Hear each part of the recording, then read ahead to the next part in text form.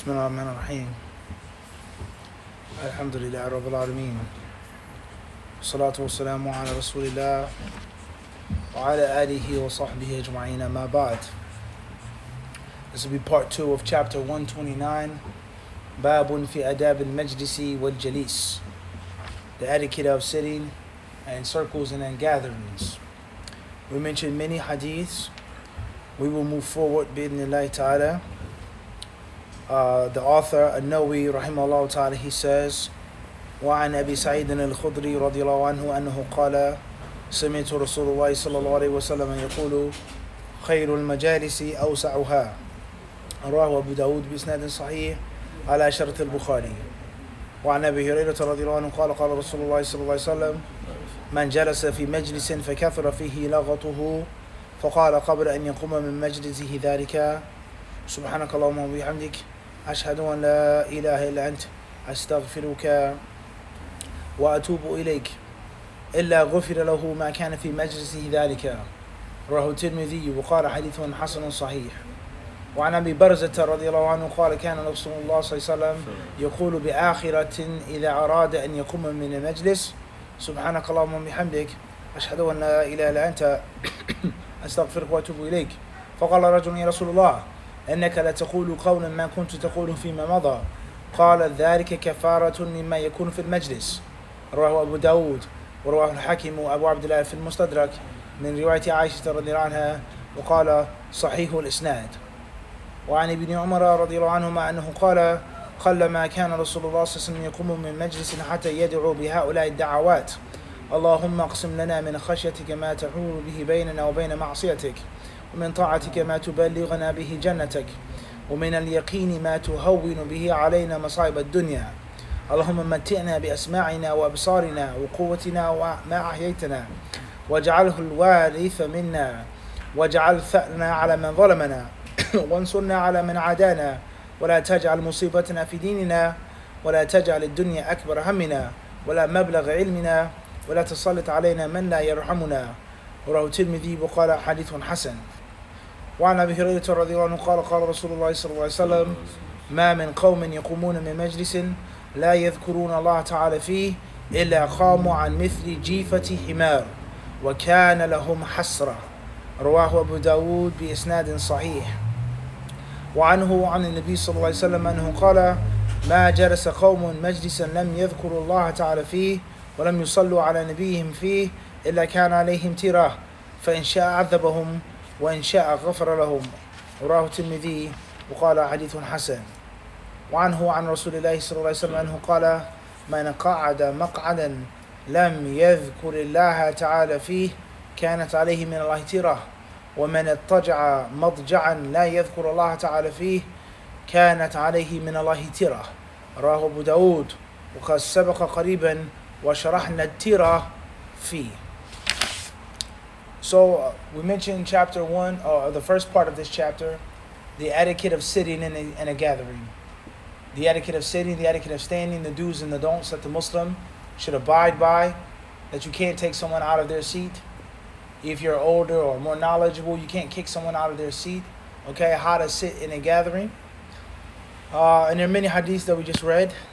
From those hadiths, not every single one, is a hadith that is reported by, and of course the author mentions the hadith regarding sitting in the middle of the circle, and how that is a means of being cursed by Allah subhanahu wa ta'ala, to sit wast al-halqa, to sit in the middle of the circle. Moving forward, Abu Sa'id al-Khudri radiallahu anhu narrates that the Messenger of Allah sallallahu alaihi wasallam said, I heard the Messenger of Allah sallallahu alaihi wasallam saying, Khairul majalisi awsa'uha, the best gatherings are the biggest and widest gatherings. The gatherings that fit the most people and that allow the most people. This hadith is collected by Imam Abu Dawood, and Nawawi says with an authentic chain that fulfills the standards of Imam al-Bukhari. So obviously, making as much space as you possibly can for people, accommodating people, welcoming people. And subhanAllah, if you look at life, in most cases, people don't have enough space, enough room for reasons which are incorrect. In most cases, prejudice.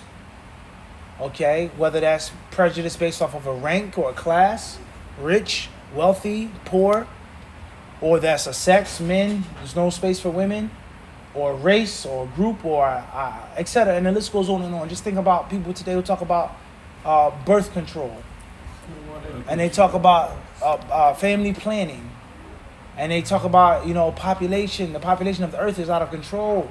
There's not enough space. There's not enough oxygen. It's not enough air. We have to kill children. Don't have any children. We're running out of space, etc., etc., etc. And you shouldn't eat meat.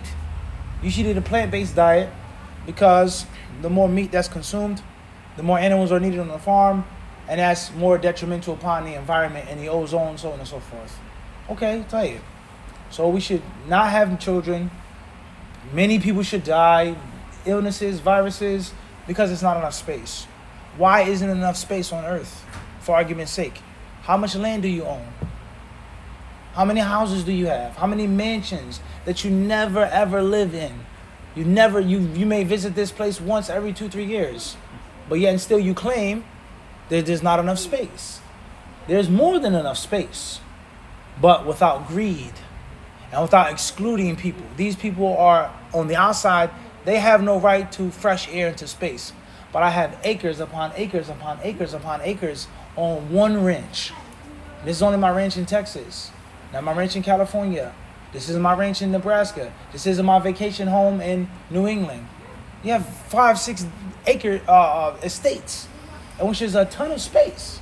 So khairul majalisi awsa'uha. The best gatherings are those that accommodate the most people. So make room for the people. Make room for your brother. Bismillah, it's enough space. Ta'al. It's enough space in the line. There's no reason to make another line if the people come together.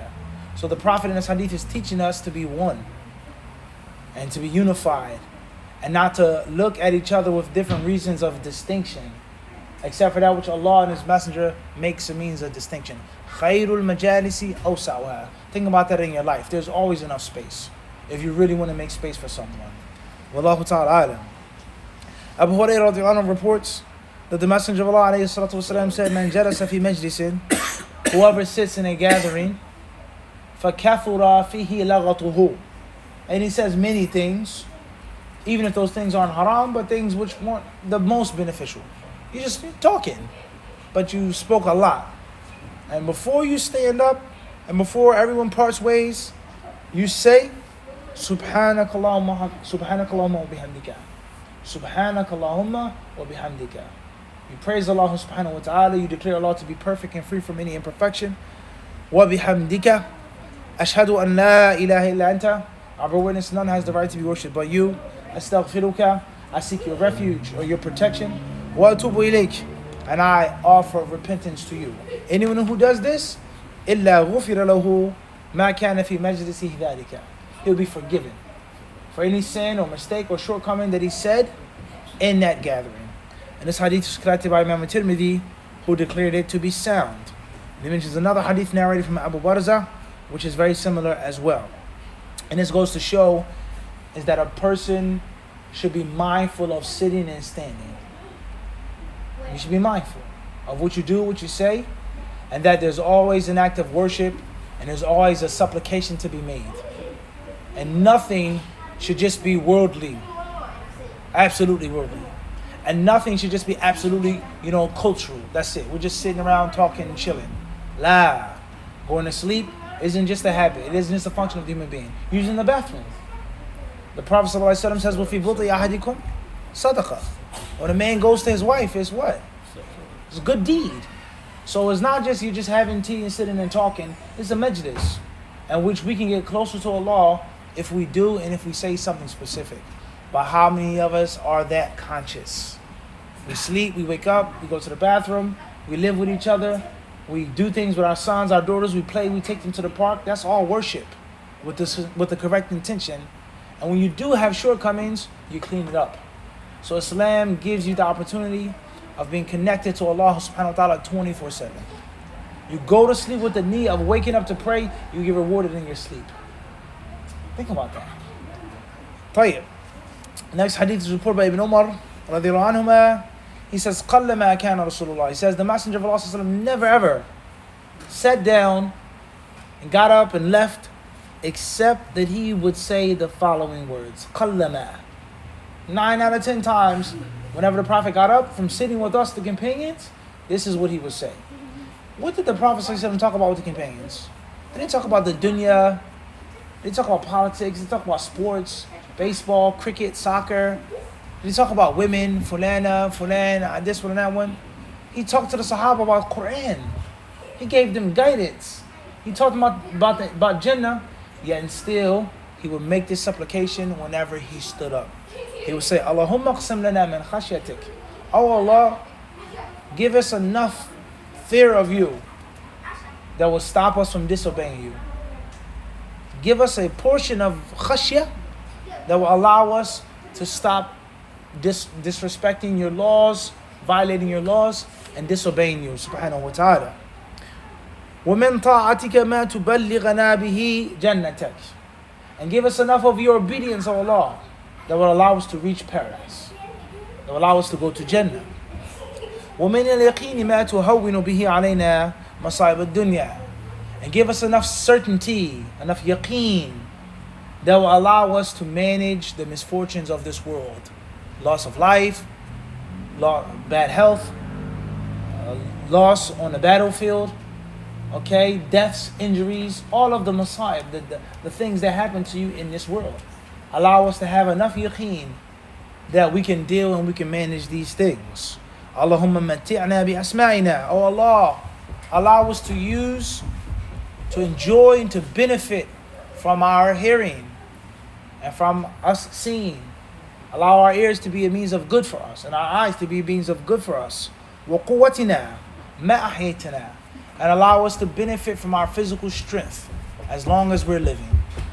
Think about this dua with regards to old age, with regards to when a man or woman becomes decrepit. Did you make this dua when you were younger? Oh Allah, allow me to keep my strength. And if I don't keep it, allow me to benefit from it. Many of us, we grow old and we didn't invest in our youth. The strength is gone. That muscle that you used to make is no longer. Your back, your legs used to jump and run, it's gone. What did you do with it for 40 years, for 50 years? Did you benefit from it? Did you build something for your soul? Or did you allow it to go to waste? The hadith then states, وَجَعَلْهُ الْوَارِثَ مِنَّا وَجَعَلْ ثَأْرَنَا عَلَى مَنْ ظَلَمَنَا.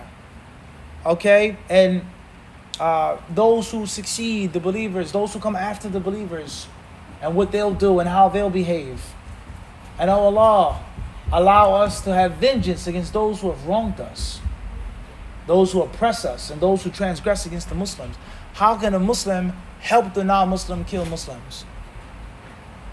There's no way you can be making this dua when you're the cause of the dhulm.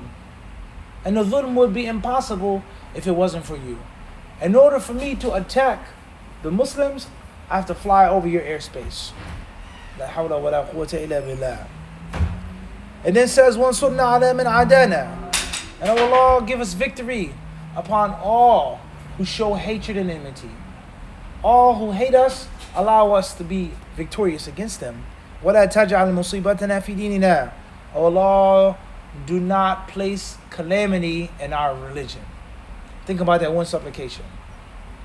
Oh Allah, if you're going to test me, please Allah, test me with my body. I'll lose my arm. I'll lose my leg. I'll lose my sight. I'll go blind. I'll go deaf.